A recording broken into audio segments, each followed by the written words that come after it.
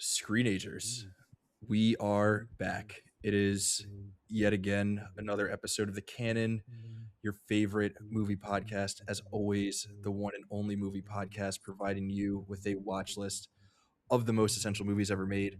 My name is Raf, and we, of course, have another essential movie for you guys today. We got another comedy movie that we're talking today. A lot of comedy this season. So joining me to talk about Dumb and Dumber, which is said comedy, for today, we've got the one, the only Mr. Vinny Kane is back. How's it going? Howdy, howdy. I'm doing good. Good to have you back. I feel like it's been a minute since the last time you were on. I feel like we were talking about something more serious too. So now we get to do something a little bit more lighthearted. Yeah, that's fine with me. That's right up my alley. We need some levity. We need to be able to laugh every now and then. So like we said, we're gonna be talking some Dumb and Dumber. We're gonna get into all of the great laughs around that. I think this is our third Jim Carrey movie that we've done an episode on. Oh The other wow. two were his more serious movies. So it is kind of nice that we'll be able to talk some funny Jim Carrey. Um, but before we do that, there is something that's kind of been, I don't want to say top of mind right now because it's always something that I'm thinking about, but I have a take and I haven't brought this take to the canon yet, Okay. but I'm curious to hear what your thoughts are on this particular take. So Uh, I have a pretty hard and fast rule that when you're flying, when you get on an airplane, if the trip is under 3 hours, you should not recline your seat. What are your thoughts? ooh, I don't know. So I'm a pretty tall. I'm about 6'3", so sometimes daddy needs some leg room. Um, but I don't know. Yeah, I would say that because I usually would. Well, usually a lot of times I have flown, it's been longer. So some of the Hmm. shorter ones, I could understand that. I could see that.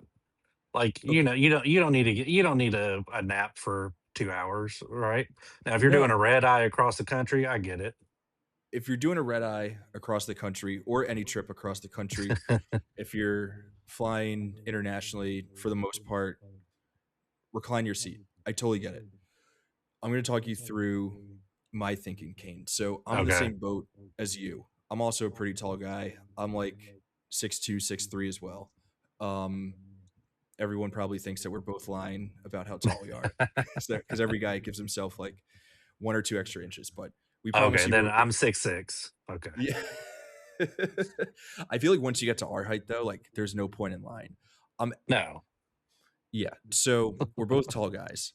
My thinking for maximum comfort and to ensure that I have leg room, if the person in front of me reclines their seat, they're just taking away from my leg room. They recline their seat, and then my knees are being pushed into my chest for the duration of that flight.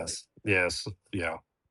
And I'm of the opinion that reclining your seat, because of how shitty these airline seats have become, it doesn't actually make the flight that much more comfortable for the person reclining. So really Yeah. all you're doing is taking away comfort for the person behind you.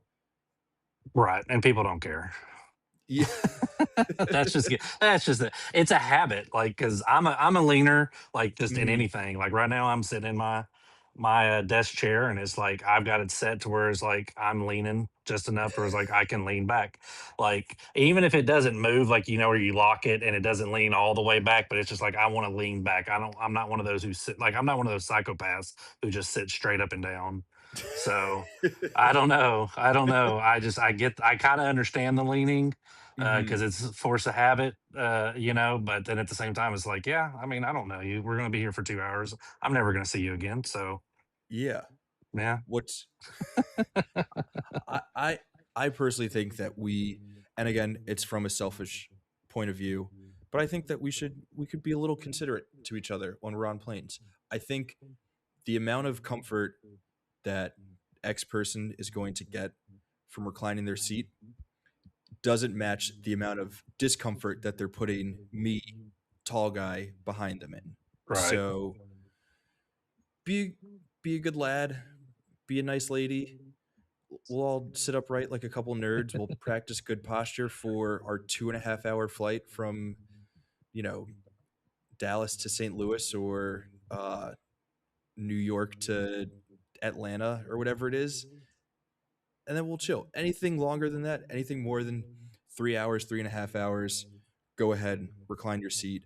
Me personally, I probably still won't, but that's just because I'm a psychopath and I like to prove to myself that I'm up for the challenge of a 4 hour flight, not reclining my seat. Like But the samurai discipline or something like that.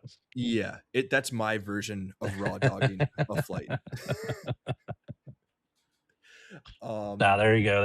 I guess that's a good PSA for all the flyers out there. yeah, Maybe that'll it's help heal the world. it's a tough life for guys like us. People never think about how difficult it is being a 6'3" guy in this world. I know. Could you imagine, like, the NBA guy? I hear the NBA guys talk about that stuff Oh and all yeah. that, and it's like there's no way. It's like they'll buy 2 seats or whatever, that kind of stuff. And if they can't fly first class, and even like first class sometimes is Mhm. still tough on them. So I can imagine being in it much taller. Oh no. I mean, just like you think about, the world is not made for someone who's 6'9", 6'10", which makes sense that if you're that tall, you're like, I gotta play in the NBA because otherwise, how can I afford all the modifications I have to make to my house? I heard a story that all 7-footers in the NBA, when they get like traded for each other, they all will either buy each other's homes or like rent out each other's homes because they all have the built-in modifications needed for I've heard that someone too. who's 7 feet tall, which makes a lot of sense. Like you couldn't have a 7 foot tall person live in your house. I couldn't have a 7 foot tall person live in my tiny ass New York City apartment. So maybe that's the people that are leaning in front. They're jealous of our tallness. Like they're short kings, and they're Hmm. like, look at this tall guy behind me. I'm gonna recline into his knees."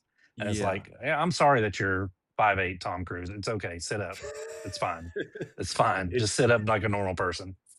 it's their way of getting back to us for all of the tall privilege that we have Right. going through the world. Exactly. Yeah. Exactly. Yeah, yeah, I mean, it's tough, man. It's tough being people are always asking you to reach things on the top shelf and whatnot. Exactly. They're always telling you to look for stuff. It it's hard being tall. Um, a problem that I don't think Jim Carrey or Jeff Daniels has. I haven't looked up their heights, but I don't think that they are freaks like us. Ooh, I could see Jeff Daniels being. I could see him being a good 6'2", 6'3". Let's check I because I wonder, feel like yeah. most actors are not the tallest guys, we'll say. Um, there's all the theories behind it, like because you know in high school or whatever, because they were never that tall, they didn't play a lot of sports. So then theater or Yeah, acting or whatever get thrown wasn't into theater, yeah. the way to go. But you don't get a lot of like really tall actors. There's like Vince Vaughn, Daniel Day Lewis. Um, Jeff you have Daniels like is they saying 6'3" on here. Jeff Daniels is 6'3". Yep, What? yep, yep. Damn. I would have thought he was about that. He seems now Jim Carrey. He's so lanky.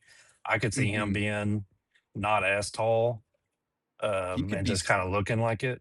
he could be 5'10" or oh, okay. I'm seeing Jim Carrey is 6'1" and a half.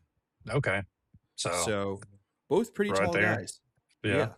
Yeah, and Um, even if they're, fidgeting a little bit, but over 6 feet, so yeah. All right. So we've got two tall kings in this movie as Harry and Lloyd are dumb and dumber. We'll have to decide at some point which one is dumb and which one is dumber.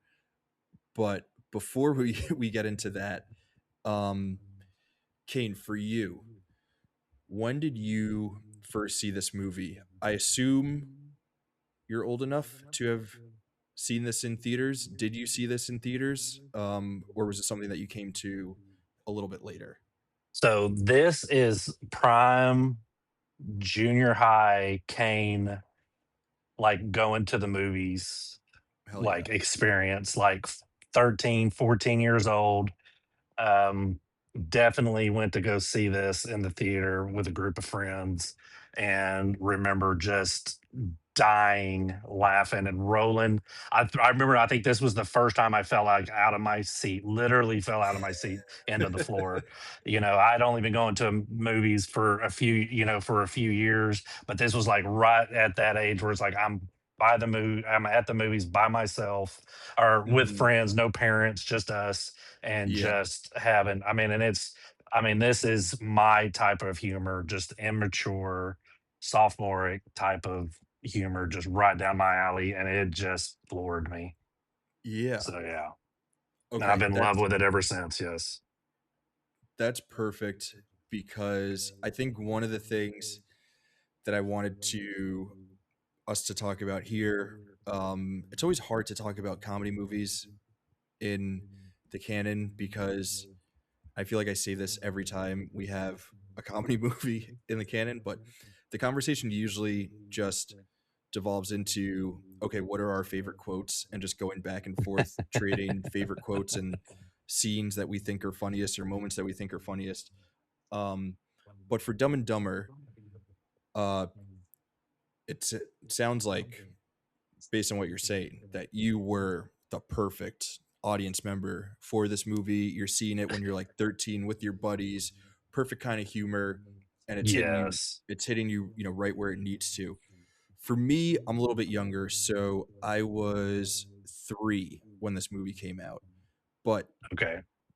this movie in particular, not so much for me personally, but I know for a lot of people within my age range and like within my generation, we'll say, this is still a comedy movie that people like point to and quote and revisit all the time, which I think is kind of interesting because comedy, I think more than any other kind of like artistic sensibility is one that is so uniquely tied to your age group, Yes. right? Like there's never a lot of Yes. crossover between like cross generational humor, we'll say.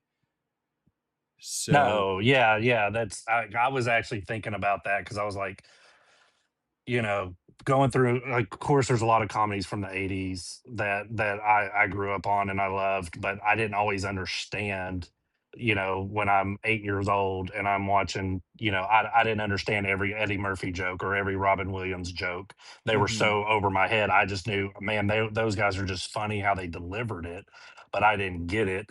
But then you go to this era, especially this mhm, Jim Carrey era, but I mean, like 1994. Quick side note, because this will just show even more out where my humor is, my humor level is so the about 2 weeks ago, it might have been a week or so ago, I saw a reel about that it was the anniversary of the Great Cornholio from Beavis and Butthead, yeah, of Beavis becoming the Great Cornholio, and mhm, so I mean, I I need TP for my bunghole. I mean, so that's just like that cut to the next day, with Kane with the shirt over his head saying, mhm. I am the great Cornholio. And then this right here, I mean, it was just prime, just immature type of humor that I absolutely adored. So this, then a few years I'm doing the DX suck it chop so and getting in trouble for that. So just a lot of stuff to get me in trouble as a Yeah. teenager, just bad influences all around. I love it. But yeah, to your point about like 80s comedies, I feel like, you know, when I go back and watch the Eddie Murphy comedies from the 80s, um, I recognize where they're funny, but I never find myself on the floor laughing the way that I do with like the comedies of the 2000s that I was watching when I was 13, you know? Right. Like it all feels so age specific. I remember, a couple years ago when Eddie Murphy hosted SNL and he was like doing his Gumby bit and everything, and I was watching it Yeah. with my parents and they were howling. Like, it could not have been any funnier to them. And I was like, this humor is so lost on me. I do not get what is so funny about Eddie Murphy just saying, I'm Gumby, bitch. And like, to my mom, that was like the funniest thing. Like, it was fully sending her. Um, so then it's interesting looking at something like Dumb and Dumber, where, yeah, like for you, it was perfect. Like, you were the target audience for Yes, this. very But much so. it's interesting that this movie lasted in a way where it also tapped into the humor and comedic sensibilities of people my age. And I don't know like what it is specifically about this movie. Obviously, there are other movies that cross, um, but I do think that this one is like kind of unique in how it is that it crosses over. And maybe it's because it's like simple, dumb, kind of immature humor. Like, a good poop joke is gonna get me every time. Like, Jeff Daniels on the toilet with diarrhea, like, that's funny 10 times out of 10. Yeah, and that's one, like, I'm not as, much of a immature kind of sense of humor I have, I'm not a fart or poop joke type of, like, Mhm, the gag, I'm not. But that one, I rewatched this movie yesterday, and I probably watched it, I don't know, 6 months ago or so, and, mhm. it's one that, yeah, it's on it made my favorites list, like, right in the middle, so it's like that we did, on the site, a few months ago, so it was like, this is one that I own, that I've always owned, on DVD or Blu-ray, and it's a every year, every other year type of watch. If it's on the TV, I'm sitting down and watching it, that type of thing, but that's where I literally fell out of my chair and was rolling was that scene because it was like and it's like I can't remember every movie that's done that, but that gag has been done a Mhm. million times over the last 50, 60 years of somebody put something in there or somebody ate something wrong, whatever, and now they've got the bubble guts and we go from there. But for some reason, that one with Jeff Daniels, and that was, we can get into Jeff Daniels about his comedic stuff here in a little bit, but that's kind of Mhm. like that part of the movie is like so much of that movie is Jim Carrey. But then there's times like where that stretch where he's basically going on these dates with Mary, where Jeff Mhm. Daniels really gets to shine on his own because Jim Carrey's nowhere to be seen. It's just Jeff Daniels carrying the comedy there, and he just his from his facials to the noises that he made coming out of his mouth, and then Yeah. the noises that they made, the sound design of it just was just perfect. Just had me rolling, and it still makes me laugh. People don't talk enough about the art of creating a good bubble gut sound for someone who's about to fart or has diarrhea. Right. Like, it's it's so key to our understanding of the humor, Yes. and If it's too much, if it's too silly, too over the top, it just kind of like, okay, we know this is a gag. That one yeah. felt like you could feel it. Like I've been there. I've been there on a stretch, like trying to get to work, in the Mhm. morning, and I hit traffic. I skip the restroom in the morning. I'm gonna waste the time at work. Mhm. To jump Yeah. on the toilet, get paid to poop type of thing. But then I hit traffic, and it's like, okay, all right, guys, you had a sketchy burrito from a Mhm. food truck, or we've all been there, right? Yep. And it's like that and then for it to be just for it to it just it's almost like a gag that never stopped. It hits you, it hits you in the car where he goes from smiling to the oh crap to when he Mhm. finally gets there and he gets his pants down and you go through all that, and then we get the maniacal laugh, that kind of the fade in, shot with Jim Carrey on the bike, just doing like the Wicked Witch laugh Yeah. and stuff. And then it's like, oh yeah, the toilet's broke, and I don't know how many people have been in that situation, or where they've either clogged the toilet or whatnot. But it's like, and it just kept going, and it was so great. There was like the perfect gag of comedy, of just any comedy, a perfect gag. And the fact that it was a poop joke of all things that I hate in real Mhm. life and a lot of in movies. And it's just like, man, that's so good. It's so good. Kane, I'm a little disappointed that you're not a poop joke guy. It's kind of funny that I'm not. Yeah. Yeah, I'm not the older brother type of thing where it's like, the fart and all that stuff and somebody's face. Like, I just, no, that's not me. Like burp jokes a lot of times, every now and then, like there's the elf one, which is perfect, but it's like, you know, burps and poops, I don't know why. As immature as I can be, I will still, I still do I still do your mom jokes, and I still do that's what she said jokes. That's how immature I am, and I will do Mhm. those till the day I die. But for some reason, yeah, poop jokes just don't get me that well, except for this one. S On the topic of this particular poop joke that did get you, um, while we're here, let's get this part of the conversation out of the way early. What's the best bit in this movie? What's the funniest moment?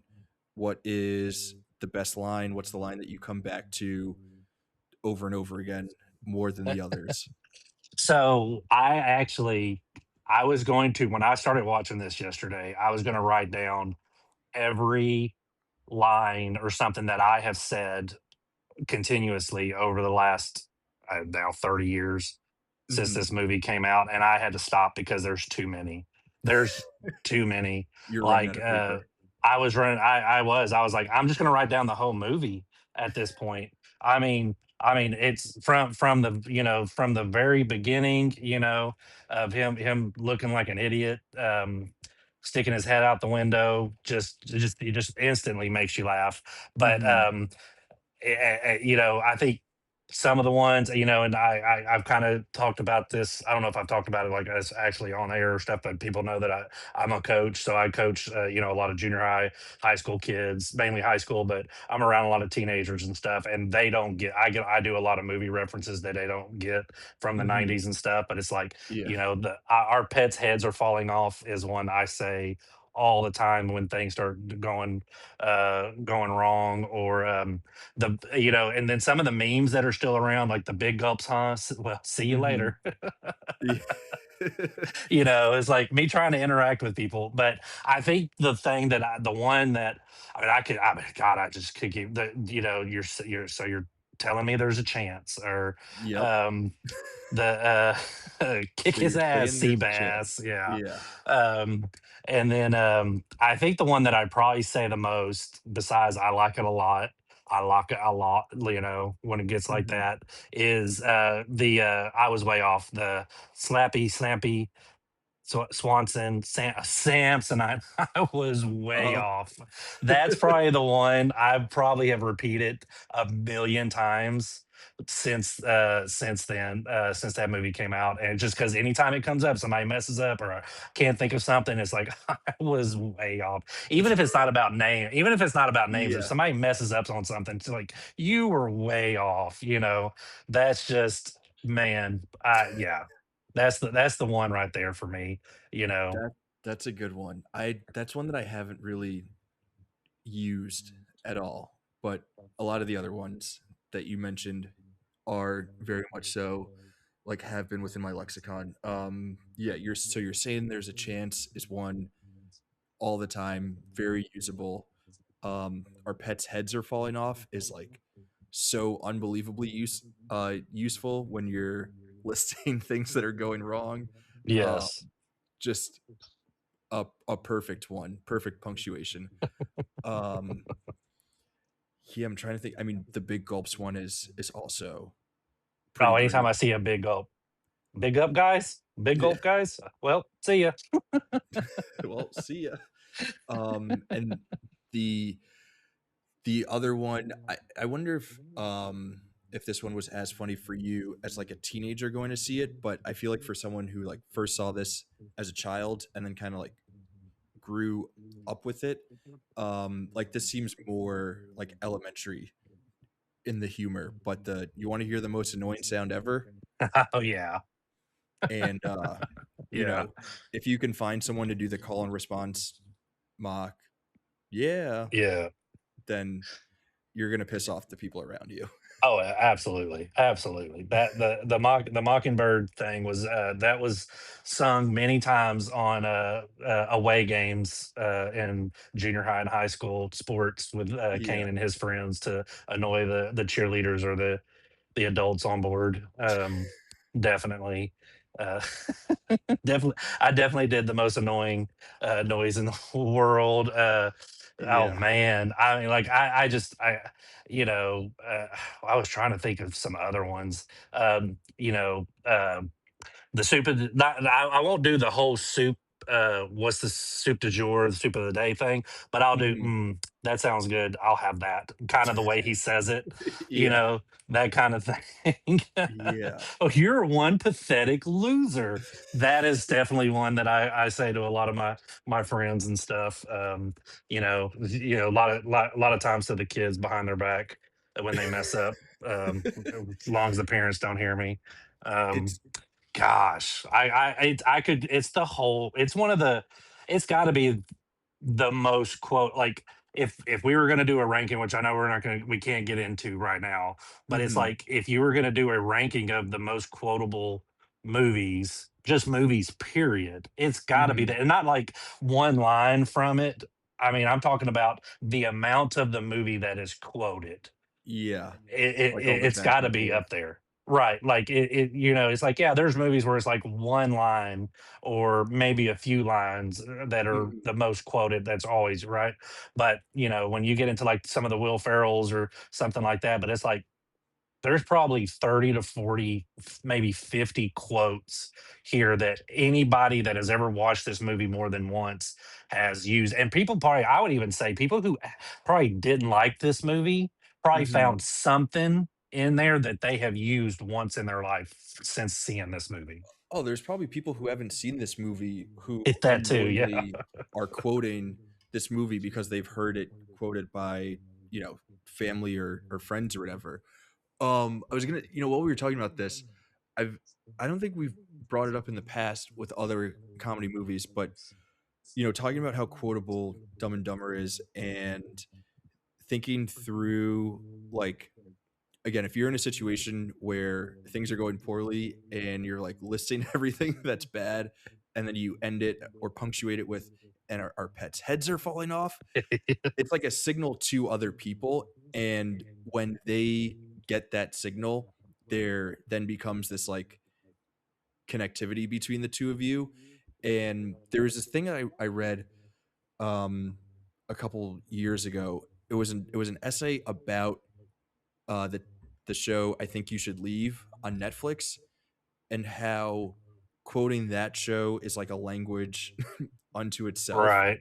Yeah. But there is something about how, like, quoting a movie back and forth with someone or, like, throwing out that signal and, like, the other person being like, "Ah, Dumb and Dumber," or whatever the, reference might be, where it, like, becomes a love language in a weird way, where you're like You connect like you literally like I don't women will sit here and talk about how complicated men are or whatever that kind of stuff is like, oh, we're not hard to figure out. I will say a quote from a movie, and if somebody gets it and bounces back off of it, we are now best friends for life. That is it. Like that is my brother in movie Yeah. arms or whatever, however you want to look at it. I might never see him again, but if I saw him 20 years later, we would be like, "Hey, you remember my pet's heads are falling off? Yeah. Heck yeah!" It's like, and we would just, and then we're instant best friends for Yeah. life. That is a guy code right It's there. And if you the don't know it, then you lose your man card. That's Sorry. so true. There are 2 ways that men connect. It's either quoting comedy movies from their teen years or naming random athletes from Yes. their teen years. So, Right. yeah, if you if you are seeking male friendship, you either have to quote Dumb and Dumber or you have to name, baseball utility infielders from the mid-2000s. Those are your Right. 2 options. If Exactly. Give me Walt Weiss from the shortstop from the Atlanta Braves 1994 team. Like, it's like, come on. Yeah, we're very easy creatures. Oh, man. I'm Um like, how do you? And that's why I'm like, you hear again. It's one of those things you just keep going off on. It's like you hear about how people just can't make friends nowadays. It's like, man, it's so easy to make friends. Just go out there and say movie quotes. You'll find a Mhm. friend eventually. Yeah. So somebody will be like, hey, I know that movie. Here's my bounce back off of that. Ok not to get too into it, but is the cure to the male loneliness epidemic more comedy movies that young men can quote to each other? Is that what we're really missing as a society? I would say more movies, more comedy movies that we can quote that make it to the theater Mhm. where we can see them together. Yes. Okay, The so because the streaming stuff, is like, I watch it on streaming, and then we kind of move on from there because it's mhm, like, what comedy. And this is, I don't want to, we don't want to really want to get it rehash the whole, comedy has sucked for the last 15, 16 years type of conversation, mhm. open that bag all over again, because I'm sure y'all have talked about it on other podcasts and stuff. But it's what great streaming comedy has there been that has united people. Comedy is one of those movies, or one of those genres, one of those things that, what, like we talked about, that will unite. And even for women or different ages and that kind of stuff. If there's a comedy that fits a group of people, they Mhm, find those people will find each other if that movie is, if it does what it should do, like a Dumb and Dumber being just perfect for. I don't know if adults love that. I know that movie. I know that movie made a lot of money. I don't know if 40 and 50-year-olds love that movie at the time mhm. that it came out. But anybody that is in my age range, from about to about from 1990 to, if you were that teens to that 20 early 2000s, kind of like what you're talking about. Mhm. Um, have seen this movie and love this movie. And it's like, I haven't met anybody that hates this movie that's in that age range. So yeah, I think that would be the cure to lonely, especially male loneliness. Yeah, we need more comedies. But Yes. to your point with the, comedies that people are going and seeing in theaters. We spoke about this last week with The Hangover and kind of like identifying that movie as the last version of the great theater going comedic experience. Yes. And apologies for anyone who has already listened to that episode and is hearing me sort of rehash the same takes that we discussed there. But I do think it's kind of interesting. So we spoke about in that episode how, you know, based on when that movie came out, the viewing habits of movie going masses was really shifting. It was kind of Yes. before streaming services, but it was like the Netflix was like in its early stages around then. DVD culture was still like really big. We were starting to trend towards more at home viewing than maybe we had been in the past. And we were hypothesizing there that now there are still movies that people want to go see in theaters, usually big spectacle. So, like a big superhero movie or like a Christopher Nolan epic like The Odyssey or whatever, Right. or like a really cool horror movie, because those movies, like comedies, are best experienced with a community.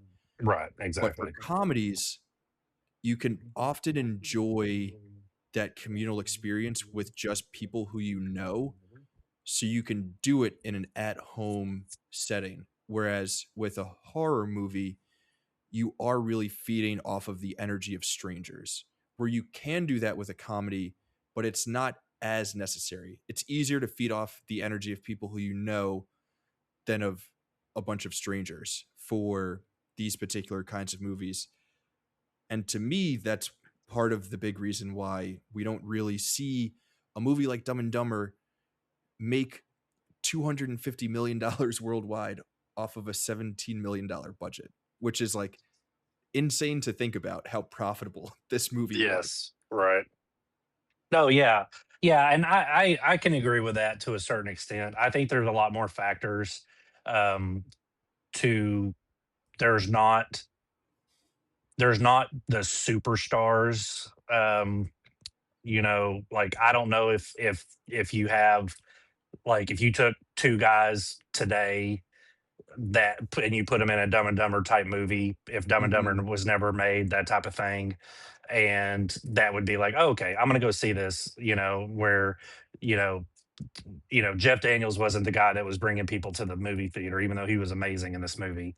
But mhm, it was Jim Carrey. Like, he was on such a heater in 1994. I think that's one of the big things of like why some comedies don't work. You just don't have. You just Comedies have changed. There's so many things that we could talk about why comedy has changed, but I think one of mhm, the biggest things that I came to was it wasn't we just don't have those superstar comedians to be like, all right, here is this movie. We're going to put Eddie Murphy in it. Eddie Murphy's going to steal the show. It doesn't mhm. matter what the movie is around him. Here's Robin Williams. We're just going to put Robin Williams in a movie. We're going to put Jim Yeah. Carrey in a movie. We're going to put Mike Myers in a movie. We're going to put Will Ferrell in a movie. Mhm, And it's just like now, just there. Even if the movie is stupid and it's a mhm. bad movie, they're going to make people laugh. People are going to enjoy the movie for the most part, at a certain point. And a lot of the movies, they're them just riffing on, because a lot of those movies were meant for other thing or other people or other actors, and then they finally got to this guy, and it's like, okay, Eddie Murphy, here's Beverly Hills Cop, run away with it. Here you Yeah. go. Ace Ventura doesn't work with anybody else besides a guy like Jim Carrey. And I can't see anybody nowadays just a singular comedic person that's just going to carry a movie by himself like we had in the past. No If that one makes no sense. one Yeah. can Jim carry a movie the way that Jim carried these movies. Right, exactly. But I mean, it's a really good point, right? Like you look back and there's this rich history of um, just insanely talented comedic actors. Like we can go all the way back to uh, Keaton and Chaplin with that sort of Right. history of Or of Lemon and, different guys like that. And it's like, then you get like, I haven't watched Saturday Night Live in 20 years, but when's the last Mhm. time Saturday Night Live uh, produced a Will Ferrell, an Adam Sandler, a Mike Myers, an Eddie Murphy, a Bill Murray? You know what I Yeah, mean? It's like, it when's the might last time be. any of that has produced any of that thing like that? I think honestly, the last like megastar superstar one is probably Will Ferrell. I think Kristen Wiig is like up there with them, but for some reason, I think because she unfortunately decided to work with Paul Feig, who Yeah. again we spoke about in the Hangover episode, in reference to Bridesmaids. But like she would have been the person to carry that mantle, and for some reason wasn't really able to. But yeah, when you think about like folks since then, um, who would have taken that up, right? It's not really like SNL people. A lot of not to get too deep into SNL, but like they used to have a really good mix of both like people who were good at stand up and people who are really good at comedic acting. And I think that we've strayed away from the comedic acting part. Like there's a lot of like really I want to say like theatrical people who are on SNL who have kind of Yeah. replaced that um just like force comedic acting kind of vibe, right? Like yes, Adam Sandler started as a stand-up comedian, but he's really a comedic actor. Like that's where he thrives. Will Ferrell is not a stand-up comedian. He's someone who excels at comedic acting. Kristen Wiig, again, I'll throw her in there. She's not really a stand-up. She's someone who thrives at comedic acting. The last like breakout star that we got from SNL was like Pete Davidson, and he's a Uh, stand-up guy. He's not a yeah, comedic actor kind of guy. And there's right. like not really anyone else who I can think of who um comes from that comedic acting kind of tree.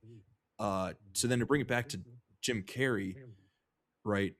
Famously got started on In Living Color with the Wayans brothers in the early 90s and was Yes, like an immediate breakout star there. that was my And jam then too. And he did some stand up too before he got on there. yeah, also a Yeah, stand up like yeah. yes, does stand up, but like no one is like, oh, Jim Carrey is is a stand up comedian. The only thing people remember that I could remember, because I remember seeing him when he was doing, because that was one thing I kind of miss, is like the like VH1 would just have like stand up comedy shows Mhm. from time to time, where you would see that. And I remember seeing him like before he made it big, um, on his stand up, and the only thing I remember him is him doing his famous where he would just like flop backwards, and Yeah. I don't know what you kind of what would call it. It's not like you're scorpion, but you just kind of fall backwards with his knees bent and stuff. That's the only thing I could ever remember from his stand up, because he was a physical comedy guy and Yeah, that's not stuff. really So stand-up comedy, right? no, Like, I when I know. think of stand-up comedy, I'm thinking of, like, Chris Rock, Dave Chappelle, kind of like joke crafting, Right. Yes. Seinfeld, kind of Yes. that sort of idea, as opposed to, "Oh, this dude is just, like, a force comedically. Yes. He's just a presence comedically, and we should put him on screen," and, like, that's what Jim Carrey is, like, Yep. no one is like, "Oh, I wanna sit around and watch Jim Carrey tell jokes for for 40 minutes. I want to watch him be the most insane person on screen Yes. imaginable. But yeah, so going back to the Jim Carrey, but also like from In Living Color to then having what is probably still the most insane year that any comedic actor has ever had in 1994, where he has Dumb and Dumber, The Mask, and the first Ace Ventura movie all come out within the same calendar year and like fully catapults him to superstar level. I Um, don't know anybody else who had a year like that. Um, I couldn't tell you. I mean, so there were some guys who had some actors who had like really good runs, you know, mhm. where it was like a couple of years or so, but in 1 year, and I saw all three of those movies in the theater. It was a great time to be alive, and be that age at that time. I said before we started recording, that we need to put like Jim Carrey's 1994, just that alone, his run should be in the canon, should be in the Hall of Fame, should be its own wing of, honorary Oscar, whatever. It's like he that year deserves all of the praise, because nobody has done that Yeah. since, and that in that way by himself, where you don't remember really the directors that he worked with, you don't Mhm. remember a lot of the role, the co-stars from those movies. You remember it is him alone in those three movies that made all three of those movies work and made all the money that they did. Yeah. I would have to look up what the total box office was for all three, but I think this was the highest grossing. Um, but like we said before, yeah, this made 250 million worldwide off of a $17 million budget, which is so insane. Yeah, that's crazy. I mean, a lot of people don't understand, that's 30 years ago, that kind of money, and you don't get those kind of movies anymore where it's like that low budget, like Obsession coming out this year. Mhm. It feels, I mean, it's an amazing accomplishment, but it's like we should be able to take a movie for a million to or less than 10 million and make three, 400 million every week, as opposed to every week we're getting the $250 million movies that are Mhm. barely making 400. Yeah. It's like that's the way it used to be. Was all right. Here's a $10 million movie. It just made $150 million. That's amazing. Mhm. Yeah, you You take that know 250 that you're spending on one movie, you spread that across 20 movies. Some of them are not gonna hit, but then you have one that's or you maybe 5 that are giving you, that 250, $300 million return, and, exactly. um, then everyone's happy. But we're not here to fix the movie industry. Um, so I'm looking it up now. The Mask actually made over 350 I was trying to think if I thought The Mask worldwide. made more, but I wasn't 100% sure. I remember that Um, one being like the worst of the three, which not bad. I'm not saying that it was bad, but mhm, it was yeah, because I think it was right at the end of all of it. So it was like, okay, if he just was this good in 'cause, I actually know actually, The Mask came out in the middle. I was actually wrong. It came out before Dumb and Dumber. That's wild. I thought it was after it. But yeah, mhm. Pet Detective, it did fine. And then, yeah, The Mask just absolutely just killed it. And then, yeah, then you got Dumb and Dumber. I wonder why The Mask did so well. Yeah. That's wild. It's probably the most out there of the Jim Carrey performances, I would Right. say. It really is like allowing Jim Carrey to go full Jim Carrey. Um, I don't think that that movie's in the canon. I have a very special place in my heart for that movie. It probably should have been on my top 100 movies of all time list, but that's a discussion for another day. Um, for you, Kane, I know we usually don't do this, but of those three movies, is Dumb and Dumber your favorite? Um, I think I think I had it ranked on my favorites higher, but if I was gonna I think it's the better movie. I think that's why I like it out of the Mhm. 3, but I think I like Ace Ventura more. Okay. I mean, it just because it's just him. I think Dumb and Dumber is the better movie overall, and it's funnier. I would say it's funnier and all that, but I think like if you were to ask me like if I'm gonna watch one right now, I'd probably put on Ace Ventura before I put on Dumb and Dumber. And then I do like The Mask. I Mhm. don't know. I don't know if it aged as well as those two for me. Um, Mhm. the rewatchability, but I think I would go as far as maybe my overall favorite. I may have to go Ace Ventura Nice. just Okay. because Yeah. it's so just it's different. It's such a different type of a different type of comedy that we hadn't really seen and hadn't seen since of just Mhm. like it shouldn't. It's a movie that shouldn't work. Like it's like Dumb and Dumber I think is a really good movie, well written movie that could Mhm. be in the hands of. If you gave that movie to Tony Scott, that's a great thriller. You know what I mean? Like, Yeah. and if you took Yeah. serious actors, if you put a John Cusack and a Nicolas Cage in their roles, and because Directed by you've got Tony Scott. Tony Scott, like Um, because you've got the hostage angle, you've got the yeah. cross country buddy trip, you've got the hitmen that are trying to get on, like trying to catch up to them, and then you've got the FBI that gets involved. I think that's why this movie is so freaking good.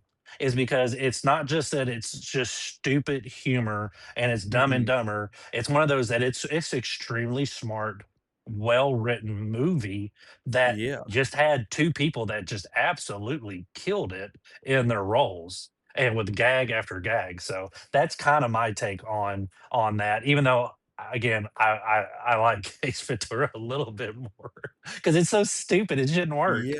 But That yeah, might be the yeah, best reimagining we've ever had of a movie on the canon. The idea of making Dumb and Dumber a Tony Scott action thriller starring John Cusack and Nick Cage. Like I can You see that know, movie. yes, I can see the yes, movie in my head. They're the same like down on their luck, dopey morons who get caught up in stuff that's like a little over their head. And exactly. yeah, it just plays out a little bit differently. It's like yeah, it's almost like Fargo, but not even as funny as Fargo. Right. No, I mean that would be the thing. Like you know, it's. I mean, it would feel probably closer to like a true romance. You know, is kind Yeah, of like what you would feel is like, yeah, there's going to be moments that are funny, that are can be lighthearted, but then you're going to have people's fingers cut off. You're going to have yeah, that kind of stuff is like them instead of accidentally killing the hitman Mark, Mike Starr, um, mhm, instead of, accidentally killing him, that's like, okay, they're probably like, oh man, we got to get rid of this guy. And then you got Seabass who's trying to catch up with him, and you just put like, yeah, oh, he just offended him somehow, or, made out with his girl. Nick Cage is making out with his girl, or the girlfriend it had the hots for John Cusack, and next thing you know, Seabass is trying to. I mean, it's just, man, yeah. It's right it's there. those movies. I'm sure we've all seen it. I just saw it the other day where like somebody made recut Napoleon Dynamite trailer to make it seem like a horror movie. Mhm. Like you see like that, like Yeah, that's right there. It's like you could recut this movie to reimagine it to where it's a serious thriller, and it would probably have made $150 million in 1994. yeah. I love that. That's hilarious. Um, nice. Okay, well, before we move on to recommendations and get out of here for Dumb and Dumber talk, you mentioned before that Jeff Daniels doesn't maybe get the same amount of love for what it is that he's able to do here as Jim Carrey, kind of understandably, but I want to give you a moment to shout him out and give him his flowers for what he's doing. Yeah, I mean, he's essentially kind of the straight guy,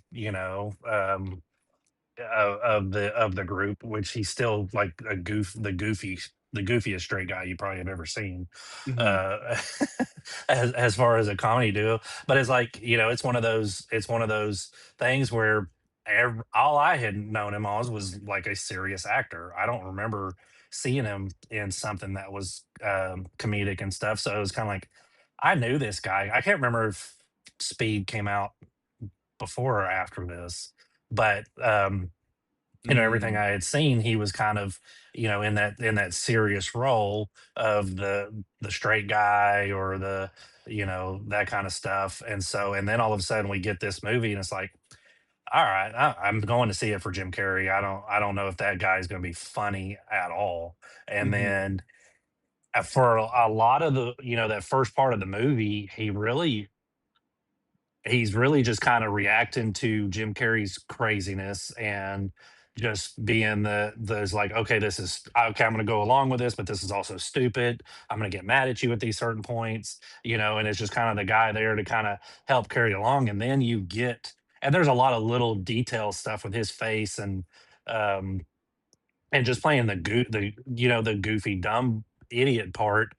mhm. But then when you get to that part where they get to Aspen, and of course you get the pretty woman montage where they're getting ready for the ball, with the with the yellow and blue, I mean the orange and blue, Oh, yeah.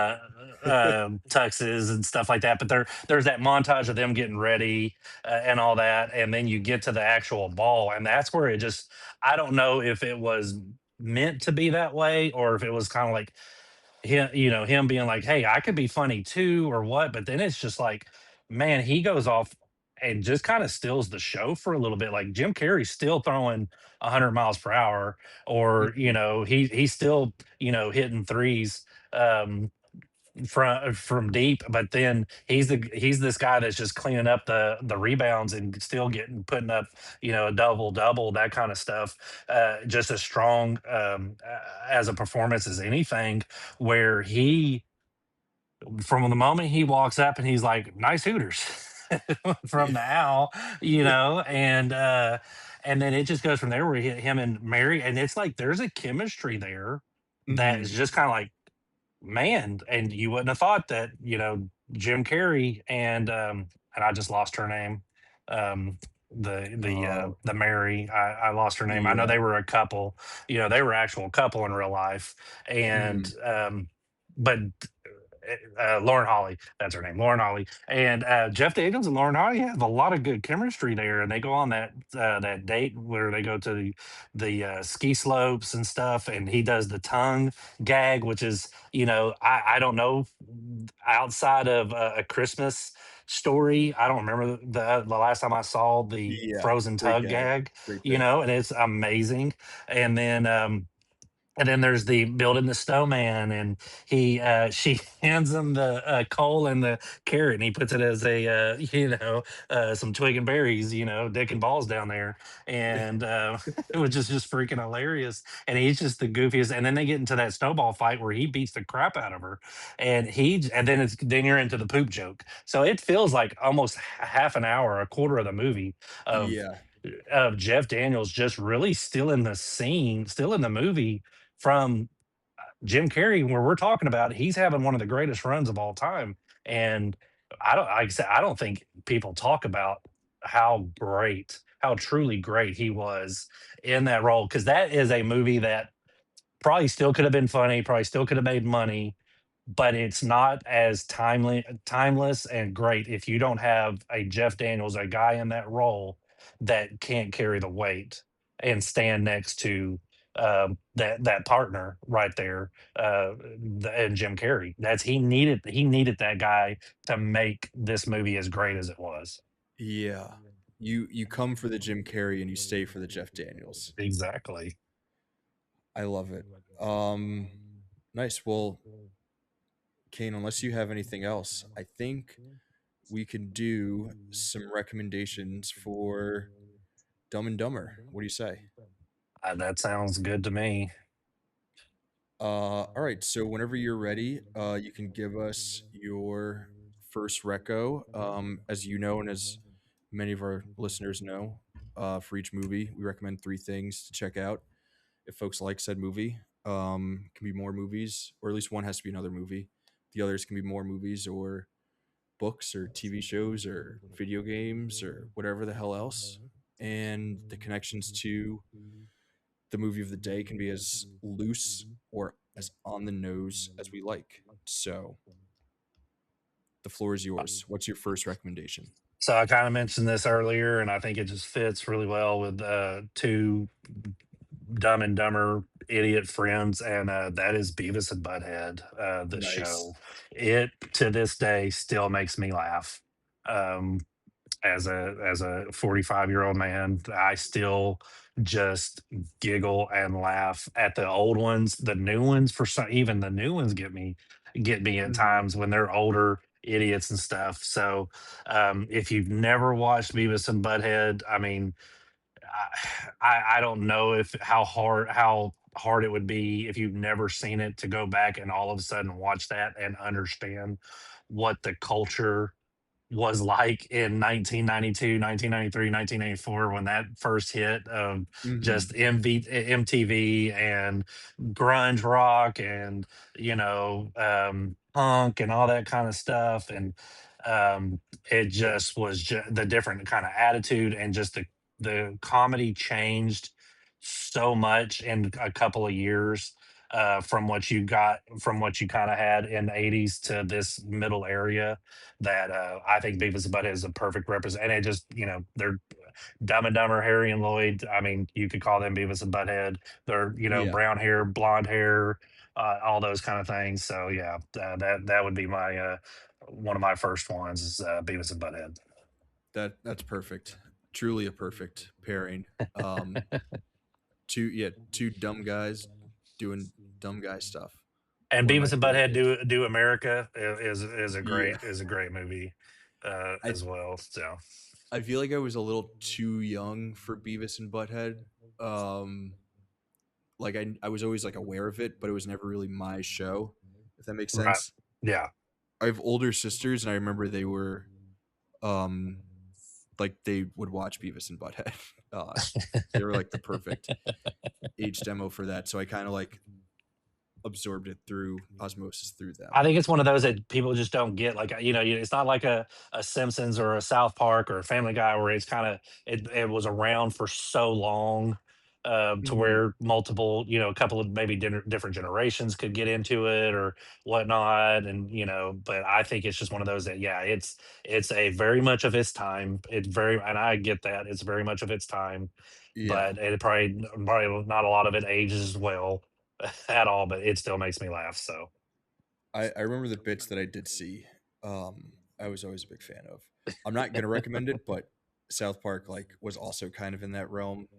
Um, where like yes. you said, it was on forever. So like I remember like my older sisters watching it, and then from that like I got into it, and then it stayed on. You know, it's like still on today. Right, yeah. So it was like perfect. It was like all throughout like my high school and college years, and then I kind of aged out, and then like my niece got into it, which is pretty funny. Like when Right. she became a teenager, uh, like three different, I guess not generations, but like three different steps of the family Right. along the way. Yeah.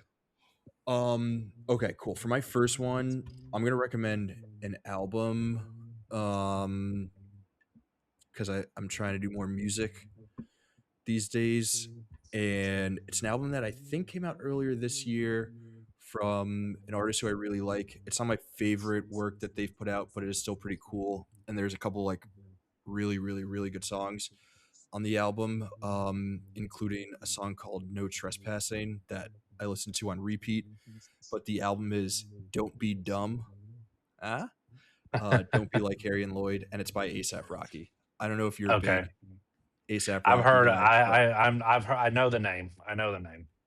he's definitely made better stuff, but this album is still pretty cool. It's got some good songs, and he would tell Harry and Lloyd, "Don't be dumb."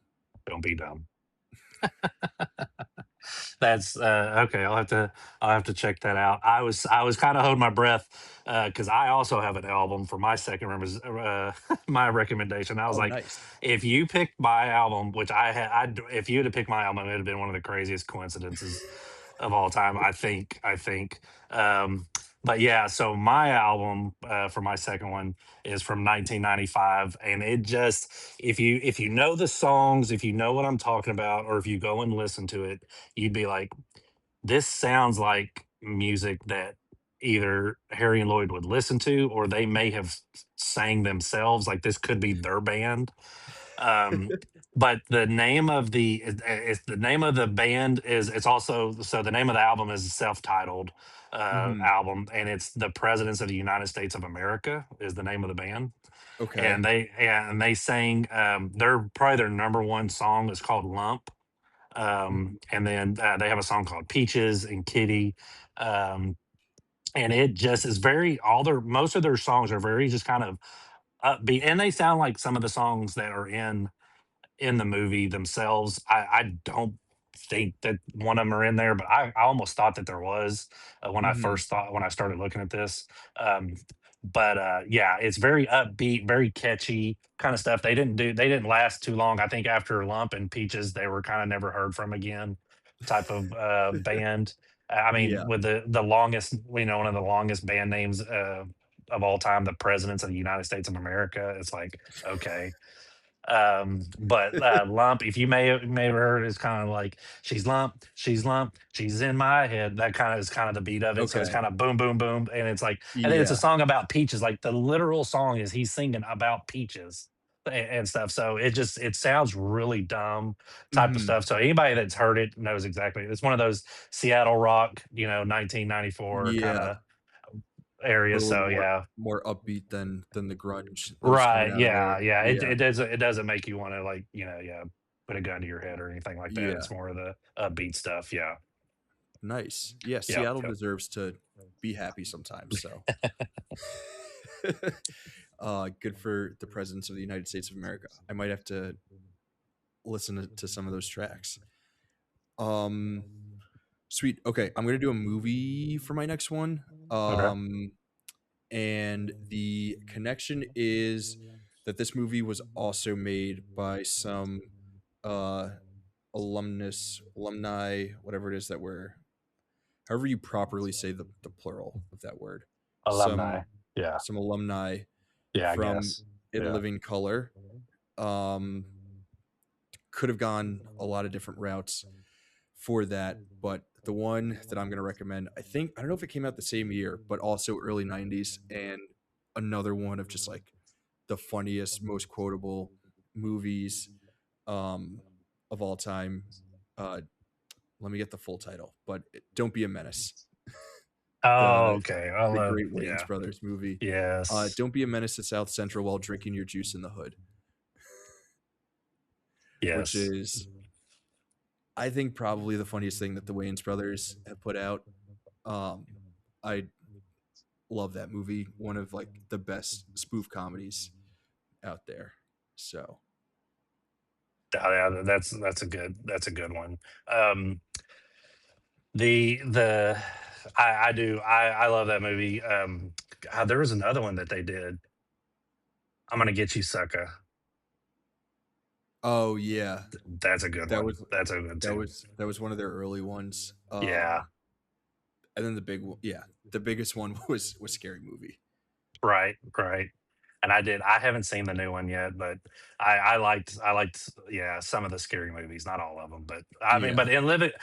living in Living Color, that right again, that's right up my alley of I probably liked that more in the early 90s than I did the actual Saturday Night Live. And then about probably a little bit later when you started getting a little bit more of the Adam Sandlers and the Mike Myers and Mhm. that group, mid or so, 93, 94. That was definitely my Saturday Night Live age range, that group right there. But man, A Living Color was so good. It was so It freaking was good. it was great. The amount of heavy hitters that came out of that show for such a short run is like insane. Oh Um, yes, yes. Yeah, yeah, there was so many good things, and it was I liked how, and it was it was such a different, take for at the time of like seeing just different variety of just culture and that kind of stuff of just different types of humor and stuff that I grew up on, hmm, um and whatnot. And then seeing like then you're seeing, yeah, the Wayans breaking out, and you got J Lo as one of the fly girls of at the time, and then you got Jim Carrey and that. Oh man, and it yeah. still it still did pretty good once it got going. But yeah, no, I like that. Don't Be a Menace. Yeah, that's great. You got Jamie Foxx. How many Oh gosh, SNL? Jamie Foxx. Yeah. How has anyone from SNL won a Best Actor or Actress Oscar? Because Did Bill Murray win? he got Lost nominated, in but Translation. I don't know if he won. Adam Sandler should have won for Uncut Gems. Yes. Uh, Eddie Murphy has been nominated a few times. Yeah, I don't think I wouldn't say Yeah, Chevy Chase, Dan Aykroyd. I'm trying to think of ones no. that I don't think they'd have done anything. So In Living Color will always have that over SNL, or has that for the time being over I SNL. know unless there's just somebody that I'm That we're not blanking on. forgetting. Yeah. Yeah, that is definitely, yeah, for sure. Yeah, that is kind of wild in Living Color. Out of all of those, Yeah. Mad TV, like Matt, where's Mad TV? Y'all don't got no Oscars or anything. Mad TV has Peele's Oscar. They have Oh they God, they do. they have a Best Original Screenplay. Yeah. Jeez, I didn't even think about that. I forgot all about that. Man, there we Yeah. go. Come on, Saturday Night Live, you gotta step it up. Step it up. Been on for 8 million years, and you're getting beat out by Mad TV and In Living Color. Come on. I think the other ones would probably take the money over the accolades that those made, but Fair. Yeah. all right. So my last recommendation is actually, I don't know if too many people know this, but the um, the whole salt over the shoulder sea bass thing where Jim Carrey goes up and to the waitress or to the cashier and says that Seabass is going to pay for it, basically tricks Mhm. everybody them into doing that, is um, from the movie Something Wild in 1986, which starred Jeff Daniels. Um, and so he Oh. in that pulls a similar kind of thing on Ray Liotta, who was the Mhm. antagonist of that. And so, that's one of those things that a lot of, especially like when they're driving off, and it's like, oh yeah, he ended up finding him, down the road and killing him and stuff. And Yeah. it's just kind of a funny throwback to that. So that's my third one.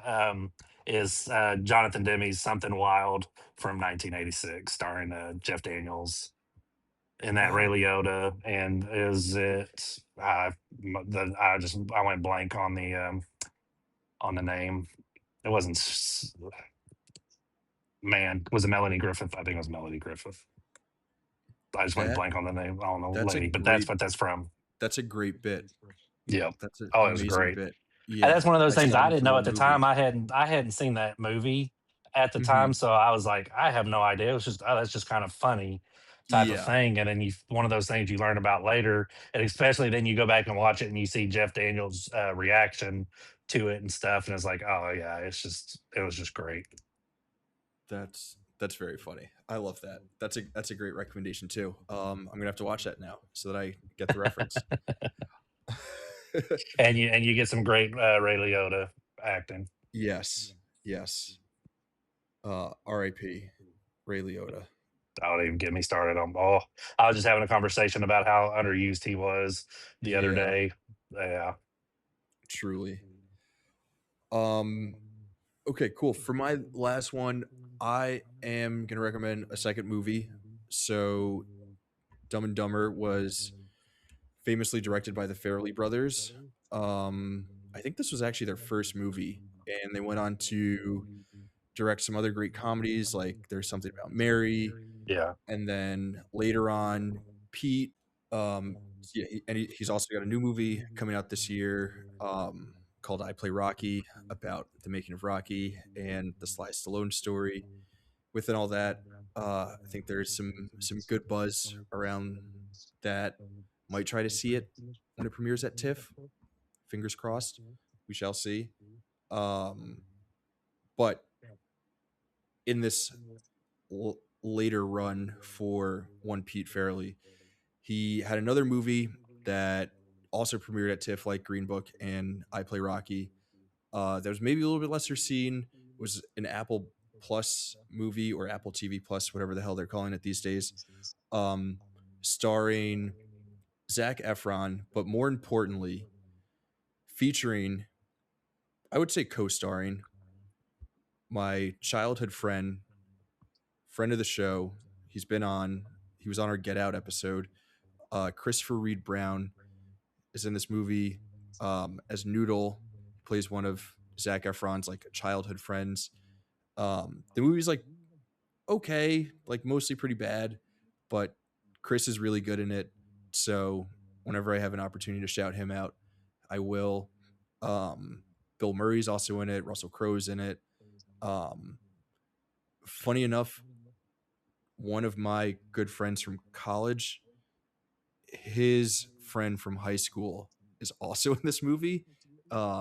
So a lot of connections to me personally, and then also the directing or director connection to Dumb and Dumber. So check it out. Um, Show it some love. Show Chris and Will some love, and Zach Efron, of course. I couldn't just call him Zach because he's not a good friend. What was the name of it again that you said? I may Did I have say missed the it. name of the movie? It's called The Greatest Beer Run Ever. Oh, okay. You may have said it. I just might have missed it. I was trying No, to look I at his IMDb and see if I could figure it out, but okay, I have not um seen that. yeah, I don't know if I mentioned the name of the movie, but it's yeah. He like Zach Efron plays a dude from New York who has a bunch of friends who were fighting in the Vietnam War, and he Okay. like decides to go bring them all beers because they all have beers in the neighborhood. Um, Based on a true story, there's like a real dude who actually did this. He like wasn't able to enlist or volunteer for whatever reason. So his way of serving was to bring his friends beers, which Okay. is, you know, probably one of the cooler ways to to serve in a war, I guess. Right. You bring me beers and movie quotes, and Yeah, we'll be exactly. friends. And and random baseball players from the 2000s. Exactly. Nice. Well, Kane, I think we did it. We did fail to answer the question of who is dumb and who is dumber. So I will give you this opportunity to answer that question for us.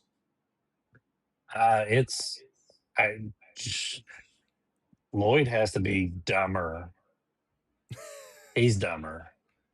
He's that. Okay. You know how it proves that he's dumber is even in his like daydreams, he's Mm-hmm. still dumb, but he makes everybody like he doesn't become cool. Mm-hmm. He's still an idiot, but everybody just loves him. They love That his is idiocy. Like he's not, it's not like he becomes James Bond or mm-hmm. the suave, handsome guy. He still has the bowl cut. He would still say the stupidest jokes, like when they're all around the fire wearing their Christmas sweaters. He's doing the stupidest stuff, but they're just dying laughing like he's the greatest thing in the world. But like to me, that's just he's dumber. He's got to be dumber for that, right? That he has to be. There's such a purity to that though. Instead of envisioning himself as this, Yes. high society type, he is bringing them down to his level because he realizes that like he has that pureness within him that they don't. So, And um, it's every daydream when he's yeah, at the they're in the karate fight and all that stuff. It's like it's the dumbest moves, and it's uh, offensive noises and stuff. And it's like, but that's just he still wins. He still wins. Or when he kisses the girl, and it's the cringiest kiss of all time. It's like nothing about him is great. It's just he's dumber. Yeah, and then Harry is just dumb. He's dumb. yeah, that's that's it. I think you answered it. That's my take. Awesome stuff. Thank you again for joining. I don't know if you have anything coming up this month or next month or anything at the Wasteland that you want to preview for folks. Any lists or anything else that we're working on? No, not right now. It's getting kind of busy time for me. Biggest thing right now that I'm doing. I mean, I know October I'll always have something uh, cooked up for Halloween Hmm. there. But right now, if you like debating whether if you're offended by things being overrated, or if you like defending things that are overhated, movies or people or directors or TV shows, about every Monday I have either an overrated or overhated poll that something that I pick each week, just to throw out there and sometimes just kind of rage bait some people, and that kind of stuff. Like I just I asked the question, is Dolores Umbridge overhated, which my answer Hmm. is yes, she's very overhated. um, she is absolutely delight. So that's kind of stuff that you can expect if you want to go check out on the site.